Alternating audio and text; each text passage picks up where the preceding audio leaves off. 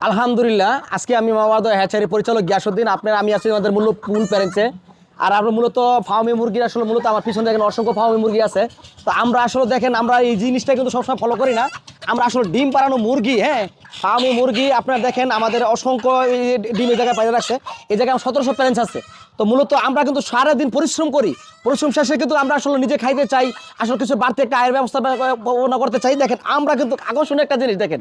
আমাদের মূলত মাওয়া হ্যাচারি মূলত এই জায়গায় 1700 প্যারেন্টস আছে প্রতিদিন আমরা মোটামুটি আপনার 1200 প্লাস ডিম এখনো প্রতিদিন পাইতেছি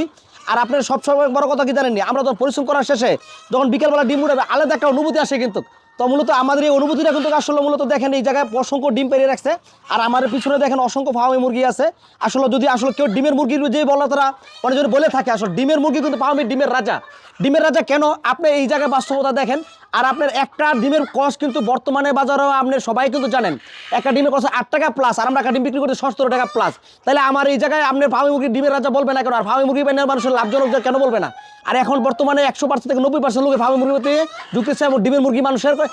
লালন পালন করতেছে এখন বর্তমানে পর্যটকে